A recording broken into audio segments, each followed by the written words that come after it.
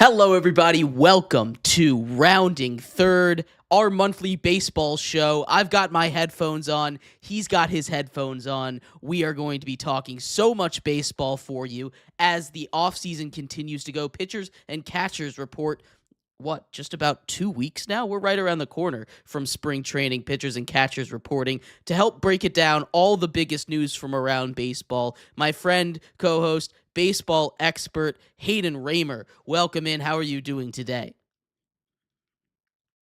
I'm doing wonderful. I don't usually wear headphones for this. This is messing with my hearing. I might have to do a mid-show audible here. But Okay. but here's what we got. We've got a loaded docket for you here. We've got so much going on. Of course, the big news from yesterday, the Nationals, they finally did something, Hayden. The Nationals did something. This is insane. They never do anything. They always sit there and they do nothing. But now they traded away MacKenzie Gore. So I don't know if I'm actually excited for this, but they did something. They went in a direction, and that could be, again, a good thing or a bad thing. We'll break that trade down. We'll talk about the future of the Washington Nationals. We will also go over everything we need to know about the Mets. They made two major trades this last week. We will talk about some big free agent signings. The big one and the big question, did Kyle Tucker break baseball by going to the Dodgers? We'll answer that question here. We'll talk about that and what it means for the future of baseball and some more celebratory stuff. We saw two new Hall of Famers get announced. That is a lot for the MLB. So shout out to the Hall of Famers. We will talk about them and their careers at the end of the show. But let's start off with the Washington Nationals. They're back in the news. They love to be in the news for not great things. The last time they were making national headlines, they had fired their GM and their head coach. They traded Jose A. Ferrer, exactly. Yeah, just days before the draft. Jose A. Ferrer might have made a headline or two, but national headlines right before they had the number one overall pick, they completely gutted their entire front office, which, I mean, I guess it's worked out in a way. Paul Taboni, the new GM, not GM, president of baseball operations, I guess, has been active now, shopping some of the better players, the players that the Nationals got in the deal for Juan Soto now 5 years ago. Oh my goodness. It's been a long rebuild for the Washington Nationals here. MacKenzie Gore, he is the first name. It's been a long rebuild. It has. Wasn't he traded in 2022? It's like 4 years, 5 years, 4 years, 5 years, 2026. 4 years. Last I checked. Yeah. Okay. Just wanted to quick that, and then also want to issue a correction. According to Boney, he is not shopping the players. He's just listening to the calls that are made. Right. He's not actively calling people. Right. They're calling him. Trade these guys. Exactly. So he's not shopping them.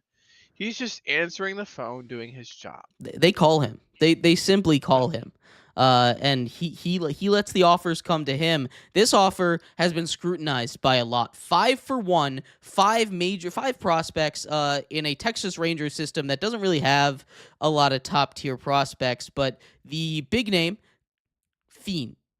Shortstop prospect, 12th overall pick in this year's draft for MacKenzie Gore, along with Rosario, who is supposed to be a very good pitcher, but is going through Tommy John right now. If he could stay healthy, that's the big concern. The Nationals not very good at keeping pitchers healthy in Dave Martinez's tenure, excuse me. But maybe that changes with new management and new head coaches coming in, new managers coming in. Can you tell that my lingo is stuck on football right now? Because I've been talking football for a while. Yeah, I mean, there's a lot of football going on. National championships, playoffs. Philip Rivers, head coach of the Buffalo Bills. He's gonna trade away Josh Allen, so he'll be a player coach. But MacKenzie Gore gets traded here. That's the big news. Yeah. Break this trade down for me, Hayden. 5 prospects is quite the haul, but the national media is saying the Nats got fleeced in this one. Yeah. So most lists will all kind of agree. There's the two big prospects in the Rangers systems. Sebastian Walcott, a really young guy who just tore up the lower minors in 2024. Struggled a little bit as he climbed up, but was not included in this trade. He was the big, jewel in this system. When I saw MacKenzie Gore got traded to the Rangers, I was like, oh, Nats just got like one of the best prospects in baseball. But they did not. They got Gavin Feen, who, like you said, was taken 12th overall. Following the trade, there were some rumors that the Red Sox, we're going back to last year in the draft. The Red Sox were very interested and hoping that Gavin Feen kind of dropped to them. They thought he was one of the best players in the class. And obviously, Taboni and a lot of the people in the front office came over from Boston. So, a big reason why we kind of starting to see kind of that, parallel there where they think he's probably one of the better prospects, in last year's draft. Makes a lot of sense that was somebody who they targeted in this draft or in this trade. Sorry. Alejandro Rosario, the other guy you mentioned, was a top 50 overall prospect heading into 2025. Then he was shut down with an elbow injury. And then still hasn't received Tommy John. Is going to get it in the next couple of weeks. So he's going to be out all of next year. So he's not going to pitch for 2 full seasons, which is kind of a concern. But again, talent-wise, was a top 50 prospect. Probably more. He struck out like 114 guys in 80 innings and walked like 20. So it really just absolutely tore it up back in 2024. And then personally, just kind of reading through the scouting reports, the guy who's I'm very excited about is Devin Fitzgerald.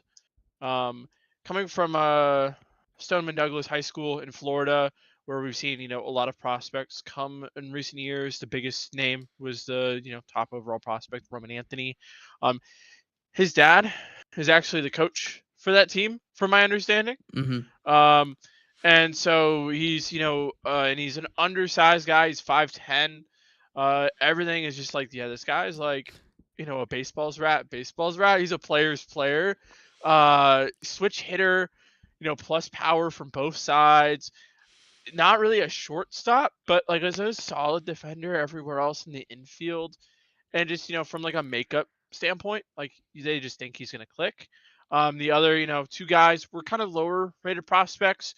Albamelec Ortiz, I'm hoping I say that first name right, is a first base right fielder in the upper minors, got 40 games in AAA.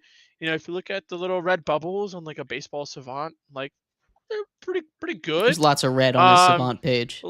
A lot of red, which is usually, hey, if we're going to be armchair analysts, pretty good.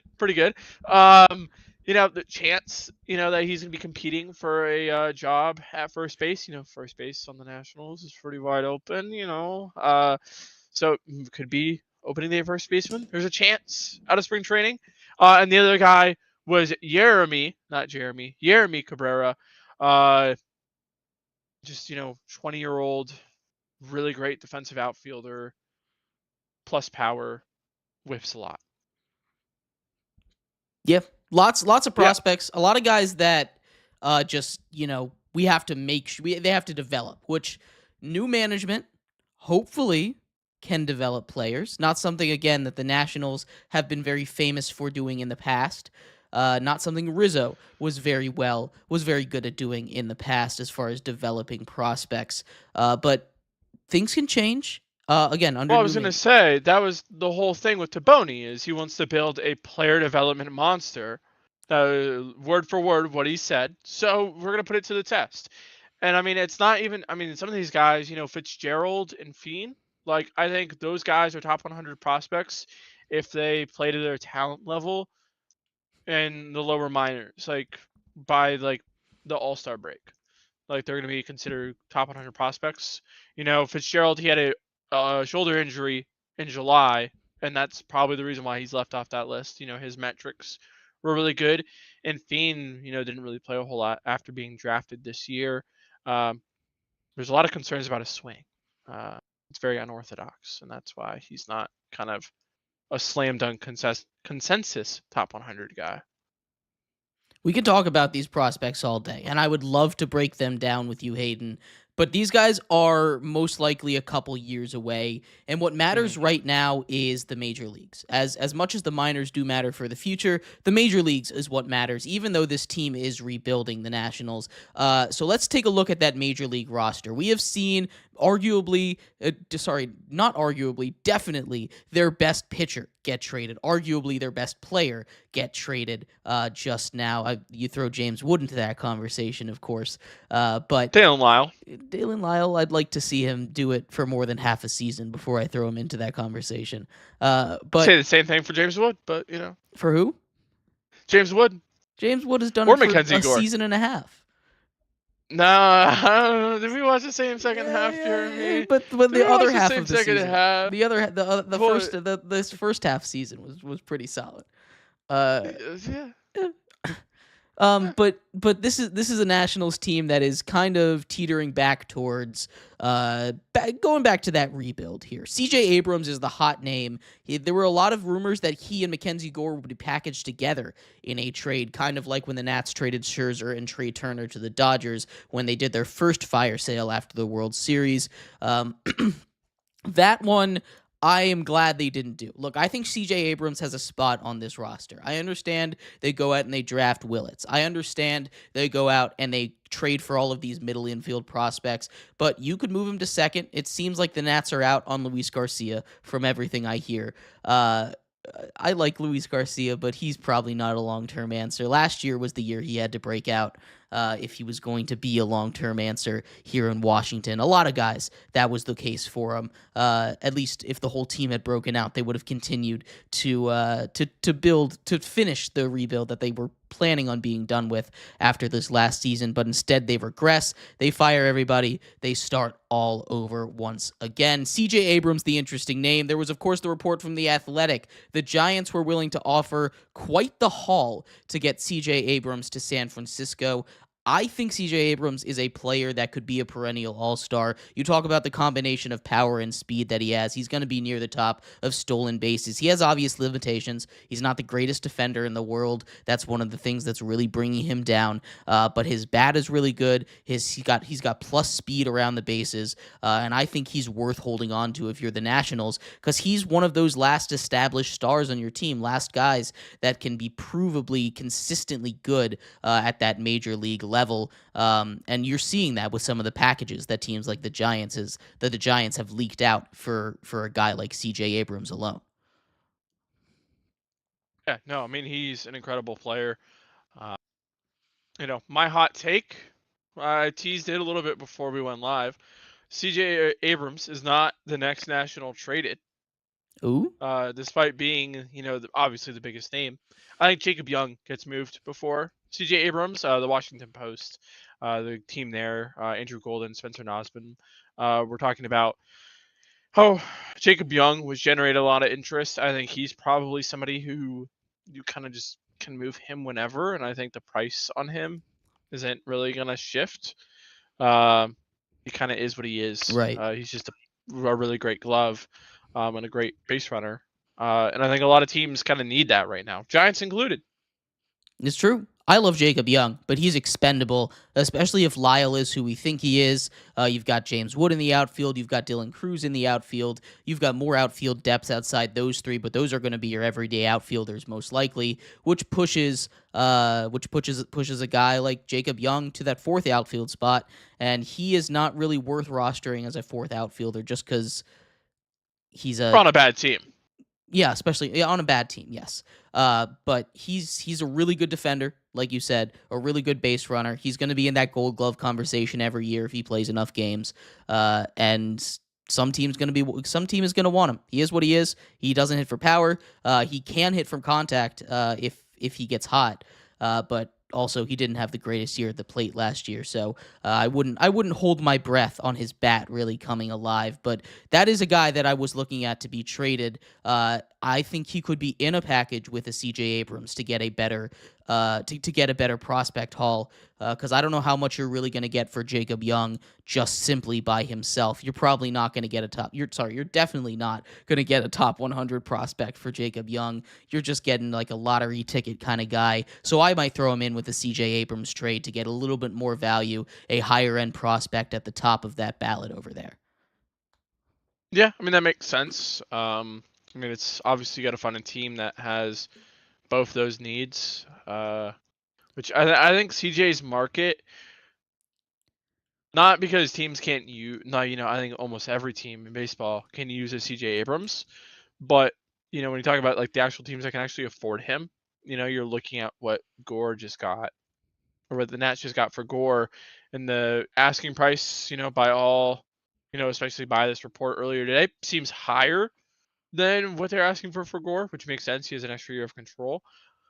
I mean, there's not a whole lot of teams in baseball that can afford him, and that list is just getting smaller with all of the, other trades that we've seen this offseason. The Rangers certainly can't afford him anymore.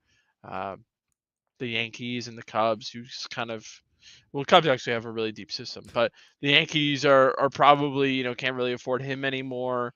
The list is getting narrower. Yeah, no, there aren't a lot of teams that can afford him, which is why I like it, and I wouldn't be mad if the Nationals held on to a guy like C.J. Abrams. I think C.J. Abrams truly is a piece that you can build around. You have James Wood there as well, who I think is another piece you can build around. I know this team isn't ready to compete right now. I know this team isn't gonna win 80 games. I know this team isn't gonna vie for a wild card spot. But if you have those two guys locked up, you have a couple of guys coming up. Willits is like 2 or 3 years away at this point. He's going to come in. If Brady House can develop, this is a lot of ifs, which is why the Nationals are bad right now. But you can kind of see the vision a little bit with what they're doing. Now, that pitching staff, that could use a little bit of work, but they don't need to be good right now. They just need to eat innings. That's the most positive caveat I can take for this Nationals pitching staff right now, which is not a really great look. I was excited for that pitching staff 2 years ago. I thought that might be a strength, but these guys aren't quite reaching the level that we expect. They all regressed. They all kind of regressed. Yeah. Yeah. So It's okay. so not the greatest outlook for the Nationals, but that's why they are rebuilding once again, and hopefully under new management, under Paul Taboni and this young analytics-driven staff, they'll be able to get it right this time instead of being dinosaurs and throwing acid at computers whenever someone says the word analytics. So it should be exciting. I am excited for this. The Nationals, like I said, don't usually make moves. And even if they're going to be one of those we're poor and we're proud of it teams, at least they're going to try and be a thing rather than under Rizzo, a big money team that wasn't spending any money. So Yeah, they're gonna operate less like the Phillies and more like the Brewers. So, again, not necessarily a bad thing, just a different approach, and I am ready for it because I need the Nationals to be good at baseball again because there is nothing like having a good baseball team in your backyard, honestly. There's nothing like it. But they're not the only team that's making moves. The Mets, in their own division, have been making lots of moves. They've been criticized for their early offseason lack of movement, I will say. They didn't re-sign Edwin Diaz. They didn't re-sign Pete Alonso. We covered all this in an earlier episode of Rounding Third. But they have been trying to get their guys back here. They make a big trade with the White Sox for Luis Robert, and then immediately the next day they make another big move, another big trade here as the Mets continue to be active in free agents, in the trade market and in free agency. They didn't quite get that Kyle Tucker that they were rumored to be after for $50 million, but they have been making moves, Hayden. Talk to me a little bit about this Mets team and what they've been up to. Yeah, I mean they've added a lot since the Tucker signing. They signed Bo Bichette to play third base for them. Freddie Peralta, a frontline starter that they're gonna plug in to pretty much be the ace of that staff. And they have a bunch of young pitchers that are going to be behind him. Obviously, then also Clay Holmes and David Peterson, Kodai Senga, Sean Manaea, who all threw meaningful innings for them last year. It's a very different Mets roster. I mean, you just look at the roster resource page. or new players to the organization in the lineup. They have 4 new people in the bullpen. Obviously, you've given up, quite a few prospects. The biggest of them going to be either, Jet Williams or Brandon Sprout, depending on who you're a little bit higher on. They're about the same tier of prospects. But I mean, they're a better team than they were, I'd say, at the end of last year. So That's doing all you something need to right. be, honestly. That's Yeah. the only way to improve is be better than you were before. But the big move for for Peralta is kind of the one that I think is going to be the most impactful. They've got a lot of bats in that lineup, and I think Luis Robert is going to be really good, or at least a change of scenery is going to be really good for him. I don't know how good he'll be able to be because he strikes out like a lot, and I don't think that's necessarily going to change just because he's wearing a different team's uniform. But a change of scenery can do a lot for a team. Being in a winning locker room can do a lot for a player, right? Going from the White Sox to the Mets, like even if it was just a mental thing, it's going to be a big difference for him. He's going to be better when he's on the Mets. I really do believe that. What's that look for, Hayden? I maybe I just zoned out for half a second, but I swear you said Freddie Peralta, and now you're talking about Luis Well, I Robert. did say Freddie Peralta. I said that's going to be the more impactful one, and then I started talking Okay, about Luis I Robert. missed the transition there. My fault. Sorry. Yeah, no. I disagree. I think injuries took a toll on him. I mean, you're seeing a lot of years in a row where it's just clear regression. Uh, but I will say they played Tyrone Taylor in center field last year, and he's a better player than Tyrone Taylor. So at a minimum, they've upgraded at the position. There is, yes, that upside that, hey, maybe Hayden's wrong. I mean, I would hope that David Stearns knows more about baseball than me. And, uh, maybe he sees that upside coming back. But I mean, it's the Mets. Who cares? He's making $40 million for the next 2 years. One of those next year's a club option. Uh, you take a flyer on him, see if he's good. You didn't really give up anything of note uh, to get him. So yeah, I don't mind it at all. I get what you're saying. I just think like he a change of scenery can really only benefit him from the White Yeah, Sox because the White Sox situation was just awful. Like it's hard I to mean be they're in a a worse terrible team. situation as a struggling player than to be on the worst team in baseball history. That's not going to motivate you to get better anytime soon. And going to a team that's going to win 80 games, 90 games this season, it might not make too much of a difference. But if I was a guy going from a 40-win team to an 85-win team, I would have a lot more motivation to get back to my former glory than if I was going to continue to rot away in Chicago over there. Yeah, but also see Eloy Jimenez. You know what I mean? Like Right. It's not going it, to work all the time, but I'm just saying yeah, it can't hurt. it can't. No, you're right. You're right there. I don't think it's gonna really help a whole lot. Unfortunately injuries have he's not the player he was 3 years ago. Right. I mean he's 28 now and has dealt with like crazy oblique issues for his entire career. It's I don't think Mike Trout's gonna put up a 10 WAR season again, but if he gets traded to the Dodgers, maybe he will. Who knows? He might. Who I knows? mean, Yeah, he could. If he could stays healthy, he if he absolutely stays could. healthy. And Yeah. the Dodgers got some magic over there. Not really with the health potions, but like they've got some magic over there. But let's talk a little bit about Freddie Peralta because I do think that this is going to be the more impactful move. The big criticism that I had of the Mets last year was their pitching staff, their starting pitching staff. And it didn't look like it was going to be an issue in the beginning of the season. And then the second half of the season happened, and it was an issue. So they go out and they get Freddie Peralta, one of the top 10 best starting pitchers in last year in all of baseball last year. Probably could make an argument for him to be top 5, honestly. He was really, really good for that Brewers team. They give up a lot to get him. The top 2 prospects the top 2 prospects that the Mets sent away both in this trade. Freddie Peralta, very good pitcher. This is huge for the Mets. That fixes at least a large part of the biggest issue on this team. Yeah, I mean, I think the pitching staff was I mean, it was a solid pitching staff last year when you look at the stats, like as an aggregate, but they didn't have like that guy, you know? And I think that's kind of the issue. Now they have Nolan McLean, who's one of the best pitching prospects, in the minors right now. Coming up, made a few starts for them last year. So I think that'll help too. So now they'll kind of have like two really good guys, but you don't want to be relying on a rookie to be your ace. Having a guy who's been in the big leagues for, 7, 8 years now, I think that's gonna help a lot. At least to take pressure off of those other guys. They know they don't have to be, the best arm or the second best arm in that rotation.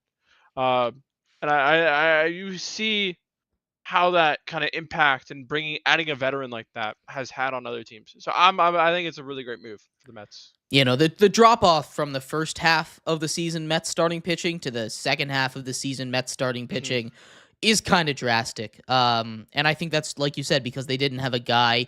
They were fine in the aggregate, middling in the aggregate, but they were really really good, and then they were really really bad, and that middles out. Which is why they ended up missing the playoffs because of that really really bad at the end there. But this is a Mets team that's not done, right? They're still going to go out there. They're still going to spend money. They brought in Bo Bichette. You brought that up. That's a pretty crazy infield they got right now. Would be even crazier if they still had Pete Alonso at first base. But that roster is kind of wild. I don't know. I know the Mets are gonna find a way to met it up right now, but I don't know how it's gonna be because I'm looking at that roster up and down, and maybe it's the bullpen this year, but I don't think there's a real weakness because even though they lost Diaz, they still have some pretty solid guys in the back end of the bullpen. I don't know where the weakness is on this Mets team right now. I mean, I think if you're gonna circle any weakness, I think maybe the bottom third of the lineup. But I mean, you can say that about any team Right. really. Other than the Dodgers. Uh, Even the Dodgers, honestly.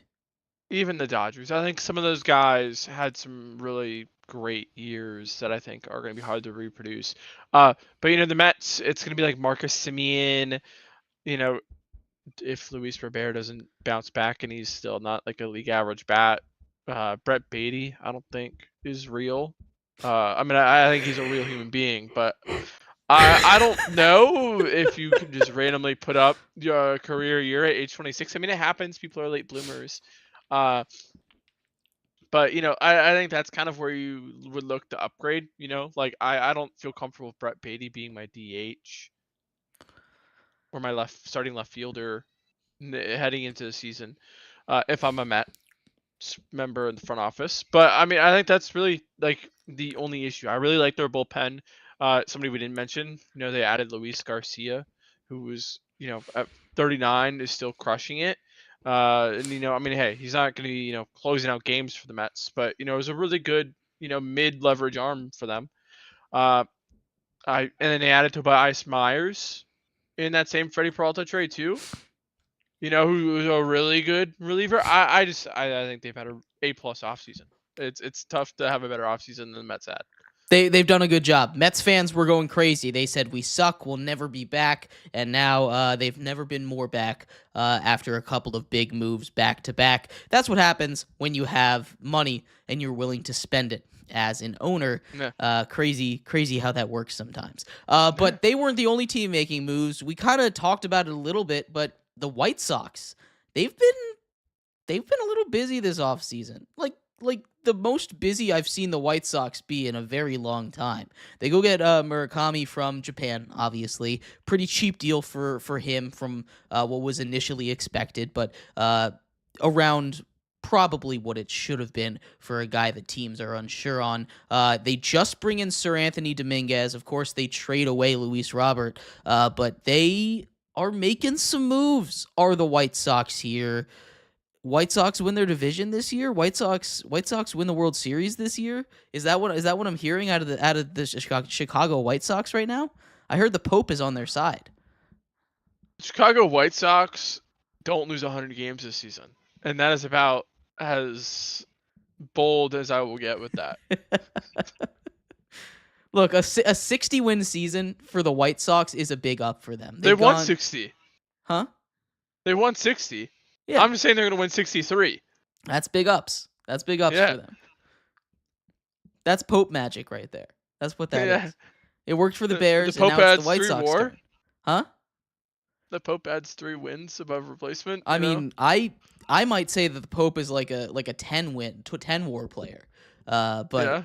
But I mean, Chicago Pope goes different. He took the Yeah. Bears to the divisional round. It took them to overtime in the divisional round. That's that talk about some war over there. But I don't think that's a stat for football, but you know. they got wins above replacement, kind Do of. they? Okay. Kind of. It's It very doesn't different, work but the same way because there's only 17 games, but they've got a yeah. they've got like a EPA, I guess is the stat over Yeah. there. That's whatever PFF is, peddling now. But no, the White Sox have been making some moves. I'm not saying the White Sox are going to win the World Series. I'm not saying the White Sox are going to win the division. Hell, I'm not even saying that the White Sox are going to finish in the top half of their division. But like, it's good to see them doing things. Like, it's Yeah. good to see these bottom feeder teams doing things. We don't see this all the time. The A's when it did things last offseason, and I'm not saying they weren't great, but like they were so much better and had an actual direction. Like it's so much better to see a team do things like the Nats and the White Sox and the A's, like at least going in a direction. Direction could be down or up, but going in a direction is huge for these teams. So they're not just sitting there in perpetual awful baseball. It sucks to be in that position. Yeah. Well, I mean, the White Sox also have a lot of, younger guys coming up. I mean, we saw Colson Montgomery come up there at the end of the season. Kyle Teal come up at the end of the season, or last half of the season. Already have Miguel Vargas there, Chase Madroth, where they have like some pieces in that lineup already who are like, you're a big leaguer, type reactions. I mean, Colson Montgomery was very, very, very good for them. So I mean, it makes sense to add to this team, but when there's the best player on the team was Mike Talkman, it was like I don't know if we should, the direction is we just keep being bad. But So. it's slightly better than where they were before. Which direction is going up. It's going up right now. Yeah. But enough about the White Sox. Coming up this season. Enough about the White Sox. They're not going to be good. Yeah. Why are we giving so much time to a team that's that bad? What What are we doing here? What are we doing with this White Sox? They weren't the only team to make some big free agent moves. There was one that we tried to do an emergency episode for that did not quite work out. Kyle Tucker. He has created quite the stir around baseball media, around baseball fandom. Jet Passon went on the Pat McAfee show and said fans don't think that their team stands a chance, which isn't necessarily wrong. So I ask you this question. This is the big thesis question of this episode. Did Kyle Tucker break baseball by accepting $60 million a year to go play for the Los Angeles Dodgers? And I'm not necessarily blaming him for it. I too would have accepted $60 million a year to go play baseball for the Dodgers, win a couple rings, and then enter free agency again at 32. This is an excellent deal for him. He's way overpaid. But did he break baseball? I think the Dodgers are no longer accepting like being just like the status, like they're not accepting the system. You know what I mean? Mm-hmm. Like I think the system that we have is currently flawed, but not in the way that like everyone talks about. I'm trying to think of how to phrase this. Like I have what I'm trying to say in my head, but it's tough. The Dodgers are just pushing the limits of the system that is already in place. Right. And the system might look different after the CBA negotiations. That by, all posturing by owners, it's going to be a very different system. we're only going to be playing baseball games in 2027 if there's a salary cap, which I don't believe that. I feel like they've been saying that the past decade. But I mean, when you look at major or World Series winners since the start of the 2000s, the Dodgers are one of three teams that have won multiple World Series. Right. I think there's been 17 different teams to win the World Series, if I'm remembering correctly. Mm-hmm. I looked this up when we were doing our emergency pod, or when we were talking about doing it. I think we saw this with the Yankees back in the early 2000s when they just went and they signed everybody. And I think this is a thing that's only happening because they have the biggest money maker in baseball. Which, yeah, it sucks, but the Angels should have been doing this for the 6 years that they had Ohtani. Yeah, they should have, because they had Trout too. They had all the star power they needed to be successful. And I'm going to answer my own question. The answer is no. Kyle Tucker did not break baseball by taking this deal. Do I think that a lot of baseball fans were already ready to say that baseball is broken? Absolutely. Every time the Dodgers sign anybody, they say this. When they signed Edwin Diaz, they said, oh, the Dodgers did it again. No one could afford that. Other teams could have afforded the contract that they gave to Edwin Diaz. It was a lot of money. It was. But other teams could have afforded that. When they gave out the contract to Kyle Tucker, that was a lot of money. That was screw you money right there. That's what that was. But I don't blame the Dodgers. Go win a title. Go win 2 titles. Go win 3 titles. Go win 4 titles in a row if you can. When you have the guys to do it, go all in. More teams should be taking advantage of the system. And I don't think the Dodgers are doing this to stress test the system. I think they found the limit, and I think they found the loophole, I guess is the way to put it, and they're going to keep exploiting it until someone tells them to stop. I'm not mad at the Dodgers. I don't think the Dodgers and Kyle Tucker broke baseball. I think it's the mentality of owners like the Lerners in Washington who just say, we don't want to spend money. Why would we spend money on a baseball team when we could just make money? I think it's the mentality of the owners in Pittsburgh who say we're not going to spend money. It's the mentality of these teams that might not be in the smallest markets, or maybe are in the small markets, but they're still multi-billionaires. Like, these guys have the money to spend. They own a baseball team, for God's sake. Spend on your team if you want your team to be good. Don't complain about another team. Don't complain about the Mets or the Dodgers saying, oh, they've got more money than us. We can't compete. That is your fault. That is your fault for not trying to compete. The solution here is a salary floor. That's what it is. They don't. There's not going to be a floor without a cap, though. The solution here is what the NBA does. That's what it is, with different aprons. A salary floor to make every team at least a little bit competitive, and then aprons. Not a hard salary cap, but a soft salary cap. What the NBA does, and this is not a me idea, this is an idea that I've seen floating around the internet. I think this is the right idea. The NBA is not a perfect system, but what it does is it lets teams spend as much as they want, kind of. Sort of. But once they hit a limit, they start to lose things like draft picks. They start to lose the ability to sign certain contracts. Like there's certain contracts in the NBA that let you do certain things with manipulating money early end of the contract. This is all complicated stuff because the NBA contracts are all weird. But the gist of it is you have like this luxury tax in the NBA.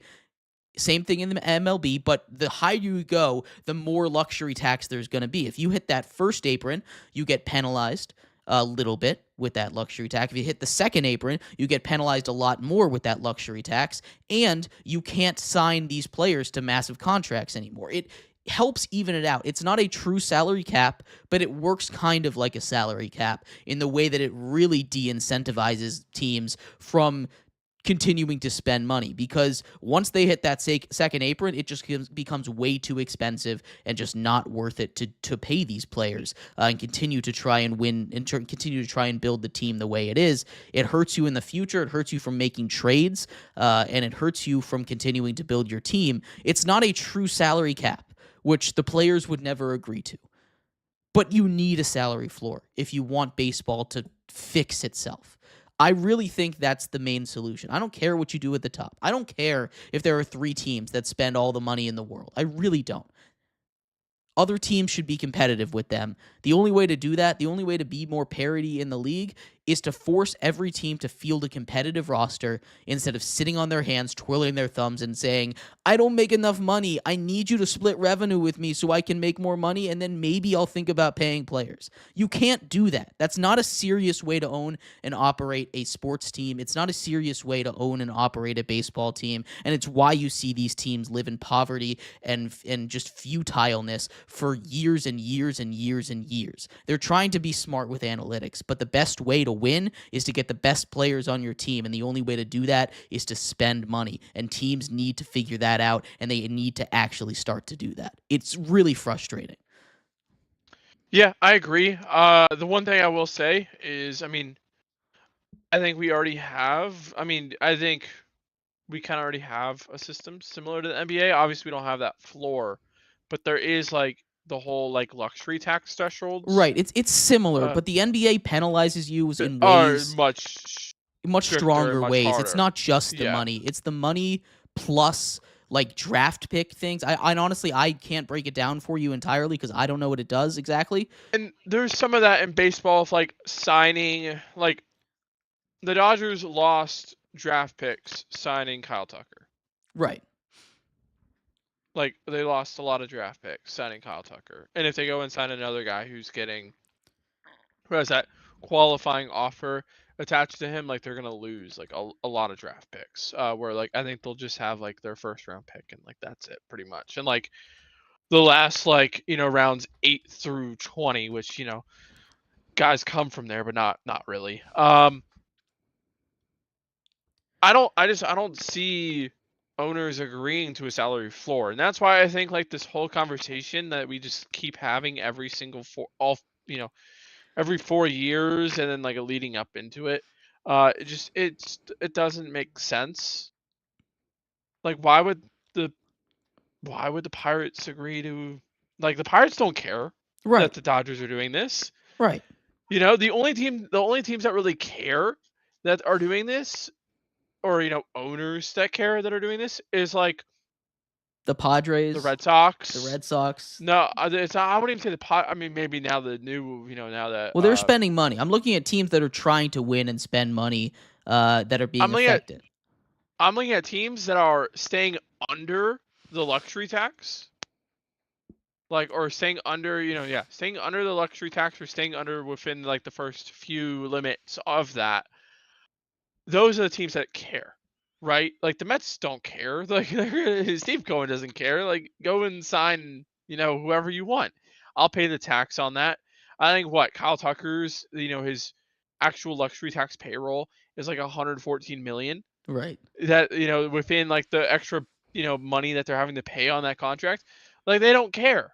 But yeah, no, back like the Red Sox are a team that cares.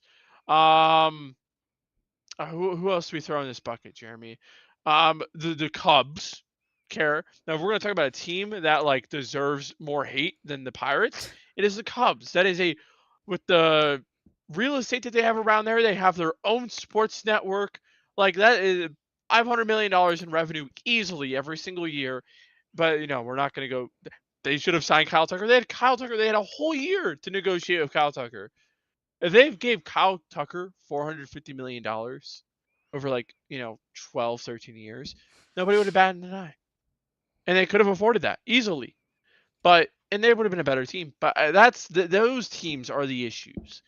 And I don't think there's enough of those teams to hold up like this whole conversation, if that makes sense. No, and I understand what you're saying. I know the owners wouldn't agree to this, but I think the players kind of want this, or they should at least. I No. think. Look, No. I'm talking from a very much from a fan perspective here, and I understand that. Yes. But this is something that we're seeing ruin the, I won't say watchability of baseball, because it's not actually ruining the product on the field, but it is ruining the excitement from the general fan, from the general public around the sport of baseball. It's a sport that is actively losing its fan base. Like, that's not a good thing. It's not a growing sport, Hayden. It is a growing sport. Like everything is up.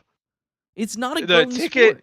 tickets say like attendance was up last year. TV ratings were up. Revenue across the board was up. Like I'm sorry, like I understand what you're saying. First, I'm gonna go back to the first point. Actually, no, I'll stay on this point. Sorry, I'm all over the place. Like the sport is growing. That's why there's not gonna be like there's gonna be a lockout, but there's gonna be a 162 game season next year in 2027 because like they are actively shooting themselves in every single foot and body part if they cancel any games because it is growing. It is finally because of the Dodgers and the Mets. Is there like from like a casual fan? Yes, if I'm in Pittsburgh and I'm a diehard Pirates fan, like come on, man. Like this sucks. Or if I'm a Cubs fan and like my ownership won't spend money even though they have all the money, that sucks. And I agree with that and I feel for that. But from like a casual sports enthusiast, you know, you go find a friend who yeah, like baseball's cool, like I'll throw it on when the playoffs are on. Like this is exciting for them to see like a juggernaut. Like seeing all these best players on one team like a super team. It is literally a super team. Right, and that's why I'm not mad at the Dodgers. That's Yeah. what the whole point of this is. I think the Dodgers are doing the right thing in this Yeah. situation. But there needs to be a way to incentivize the Cubs, the Nationals, the Pirates to go and spend money when they have the money to spend. There needs to be a way to do that. And I'm not the man with the ideas here. I don't have it. I don't have the solution. But there needs to be a solution to make it so these teams are incentivized to make a better product on the field rather than just look at the bottom line. Well, I mean, I will say part of that is why there's a lottery system in MLB. Right? Like that's part of the reason why they do that. But I agree. Like there should be no reason why. I mean, we dancing around a few different names. So, Jeremy, do you want to guess what the opening day payroll as of right now is going to be for the Miami Marlins? Oh God. I think I saw something that Kyle Tucker is going to make more than like 5 teams opening day rosters this year. No, but it's close. The Marlins opening day payroll, if they don't sign any other free agents, is $69 million. Mm. And Sandy is still on the team. Yes, he is. So by the end of the year, it's probably going to be lower than that. So like that's where you lose fans, like, and that's why I feel bad because I mean like Florida is a baseball state. They should have teams that spend money. The Rays are only paying their roster $80 million. Yeah, but the Rays don't Right. have money apparently. Tampa Bay is Well, not a big enough market apparently. I think there's some extenuating circumstances there. Their stadium getting destroyed. Yeah, no, that certainly didn't help. And then also being like in the worst place that you can put an MLB stadium when it comes to, it's not even in Tampa, which certainly doesn't help. But I want to quick go back to an earlier point that we were talking about, which was the players want a cap. No, they do not. They don't want a cap, because but I would argue they want a floor. Well, of course. Right. But like you're not getting a floor without I a am cap. not sitting here arguing for a cap in any way, shape, or form from anybody's point of view, other than maybe the owners. I understand that. But and I agree, like the players would want a floor too. But like those things is like, I'm sorry, they're hand in hand. You cannot have one without the other. Sure, would a floor be great? Yes. But the players, would they love a floor without a cap? Of course they would. Who wouldn't want, just a reason for the owners to be forced to spend more money on player salaries, right? But like the players don't want a cap because that's going to be limiting their potential, like their earning potentials, you know. But I mean, I like I said, I don't think that. Back to the earlier point, like Dodgers didn't break baseball. No. Like it's just this whole conversation is just I hate it. I hate it so much. Like maybe it's because the Nats are bad, and I mean even like the other teams that I root for, like because I like the players. Like I genuinely just don't care that the Dodgers are doing this. Right. I don't know why you would. Because I mean, like I get it. Like the Dodgers, they've won multiple World Series in a row. They're betting on favorites to three-peat. They only won 93 games last year. You know, like there was a good chance the Padres would have won their division. Like 3 games isn't all that much in the grand scheme of baseball. That's true. And the playoffs, we talk all day. Playoffs are just a crapshoot in baseball, right? Like there's I would take the field to win the World Series over the Dodgers, in 2026. Mm-hmm. So it's like I understand, right? Like it's from it feels helpless, but it's baseball. Like we root for the underdogs. And they're not. It's the season's not over. It hasn't been played yet. But the fact that fans and the fact that this is a general conversation, because both of us we're on the same page here. The Dodgers did not break baseball, right? But the fact that we're having this conversation is because there's a very large percentage of the baseball viewing public that believes that they did. Is it large, or is it just a very vocal group? I would say large here. And it's also vocal, but I would say it's like, if I had to put a percentage on it, like a good 30% of baseball fans would be like, damn, this sucks. The Dodgers are going to win. It's unfair. There's no point in watching. Yeah, but like that's just like, I feel like that's just like, that's a large percentage. Yeah, but I feel like it's just, I think as people, we're just so reactionary, right? You know what I mean? Mm-hmm. Like I think it's just like the reactionary thing, and I think like when you just really sit and think, right? Like I don't think we should be making like knee-jerk decisions based off of, the Dodgers having a like guy who is literally like just printing millions of dollars just by being on the team. Like I don't think we should be reacting. I would say probably hundreds of millions is probably the better way of phrasing it. Shohei Ohtani is making the Dodgers a lot of money. That's my point. He's paying for his contract and Kyle Tucker's contract and Blake Snell's contract and Mookie Betts' contract, right? So there's no other. Yeah, I don't know. I feel like we're just talking in circles at this point. Right. No, I do understand what you're saying. But this is a conversation that's happening because it's a concern, and it's an issue that is worth talking about. I understand you think it's stupid. I understand. Like I'm on the same page as you. I'm on the same argument here. I wouldn't say it's stupid. I think we shouldn't be changing the system off of a thing that I don't think is that big of a. I think it's overblown. That's fair. So to answer the thesis question here of this episode, no, Kyle Tucker did not break baseball. No, the Dodgers did not break baseball. But I'll ask you one more question and then we'll move on. Is baseball broken? Or do we need to overhaul the system? Is it broken, or can we just leave it the way it is? I think we can leave it the way it is, but I wouldn't say it's broken. All right. I think there's some changes that need to be made in the way that international amateurs are acquired. But other than that, I mean, I think, right, like that's kind of I mean, that's a whole episode in its own, but we'll get to that at a later date. Yeah.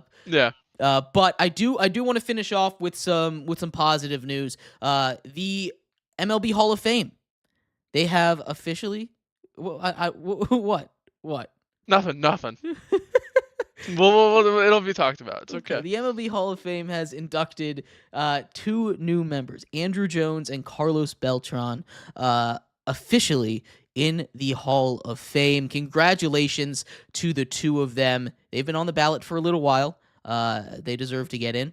Uh, they do. This is a good amount. I've talked about the Baseball Hall of Fame. I've got gripes with it. I think the way they do their voting is dumb, and I think the writers that vote for it are dumb a lot of the time. But that's just the way it is when you get like 100 people in a room. You're gonna have a couple dummies in that room, regardless of how qualified that room's Hundreds, supposed to yeah. be. It just happens every time. But the Baseball Hall of Fame is hard to get into. It's I think the hardest hall to get into of the four major American sports, by like a pretty wide margin. So I wasn't really kidding when I said that the fact that two got in kind of shocked me. We've been seeing 0, 1, like 1 in the last couple years. So the fact that we got multiple come in. I think last few we've had. We had Couple. 0 like a couple years ago, and that I still can't get over. Yes. You should never have a year where you induct 0 people into the Hall of Fame. Well, I mean, I think they would have probably had somebody on the Veterans Committee probably have gotten Yeah, that but I just year, meant from but the modern era. You should always have the at least one real- modern era player get in. I don't care if you set your minimum at 1, but there should be 1. I know the NFL sets it at like 4 or 5. Other sports set it a little bit at different numbers, but there should be at least 1 player to get in every single year. And the fact that there was 0 get in a couple years ago, I think is kind of 2021. Yeah, is kind of a travesty here.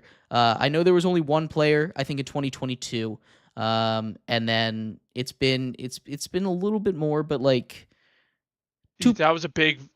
Yeah, sorry. I was gonna say 2022 was a big like committee year where like they had made up a lot of the mistakes. mhm. Yeah. But small hall, it's really impressive when you get in with a hall as picky as that. So shout out to those two guys. Well deserved, incredible careers. Any snubs on that Hall of Fame ballot, Hayden? Because I know there are some that you think should get in that did not get in this year. Any guys that got kicked off the ballot after this year that you thought should get in? Well, I mean, Manny Ramirez was probably the big name of that fell off the ballot just because he lost years of eligibility. Obviously, there's a chance that he can get in through like the committees later on. Because I mean, like this year they added Jeff Kent, who was just on the ballot just a few years ago, famous Survivor player. For people who didn't get in, I mean, I think there's always gonna be the conversation with Alex Rodriguez, but that's just a little steroids thing. They've set the standard with steroids. Those guys aren't getting in. Except there's probably one that's gonna get in, but probably. I mean, they didn't let Barry Andy Bonds Pettit. in. They didn't let Mark McGwire or Sammy Sosa in. There doesn't seem like they're letting A-Rod they're gonna in. let Andy. No, they're not, but they're gonna let Andy Pettit in. Yeah. I mean, it wasn't like different. Yeah, it's a different thing, but like he's probably gonna get in at some point. Who was it? Felix Hernandez probably gonna get in. Just if we're like ballot watching and seeing how many votes people have gained year over year. Felix, Chase Utley, and I think Cole Hamels are probably gonna be like the 3 big names to watch next year. I don't think Hamels is gonna get in, but like those 2 next year probably have a good shot. And I don't think it's a particularly strong ballot. Let me quick get a sneak peek here. Oh, this is 2026. 2027 ballot. Can I see year on ballot? There we go. I'm just looking to see who the big name is because I know there's a big name. Is there a big name? Buster Posey. Buster Posey, he'll get in. I don't know if he's a first-year guy, but he'll get in. I think since Mauer got in as quickly as he did, he's probably a first-year guy. Buster Posey's going to probably get in next year. There's a few other names that are probably maybe hang on the ballot for a little bit.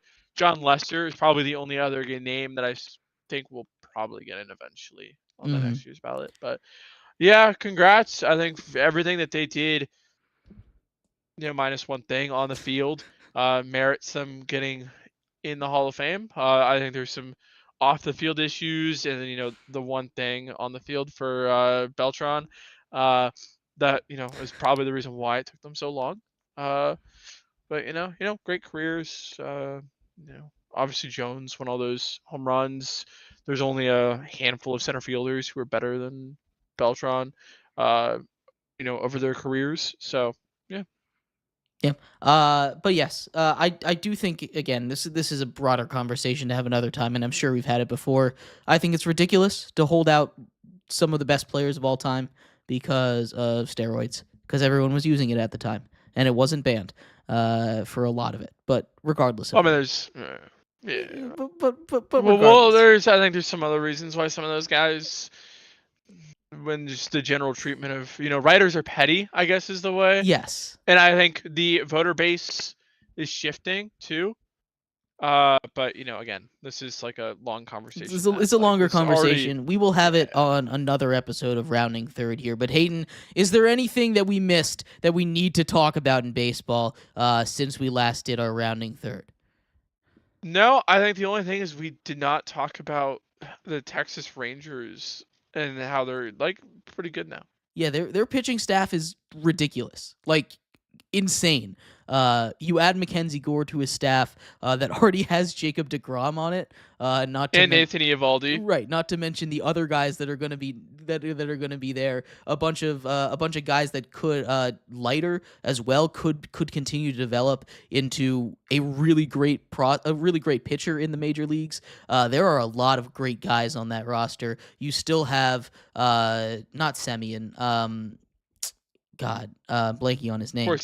Corey Seager, yes, to headline the bats, and I think they're going to continue. They won a World Series a little while ago. They cut Adolis Garcia, so big changes on the bats, but the pitching staff is going to be ridiculous. And I always say that as long as you've got pitchers, you've got a chance, because you can get no hit in a game, and if you just get lucky and hit one a little bit further than you thought, the wind picks up a little higher on a single at bat, you'll be able to win that game. So pitchers win championships. That's my big thought with baseball. And the Rangers certainly are following that thought right now. But yes, thank you everybody so much for tuning in to today's episode of Rounding Third. We'll be back at some point soon, probably when the pitchers and catchers report, because they report very, very soon. Lots of big news around the world of baseball. Cody Bellinger re-signs with the Yankees as well. I don't know how much of a big move that is, but it is certainly a move. They brought him back. They brought him back. They brought him back. It's good. They needed to. They did. But yeah. He has an opt-out again after year 2. He's never staying put. But thank Always you, everybody. A free agent. Thank you, everyone, so much for tuning in to Rounding Third. As always, we will see you at home. Bye-bye.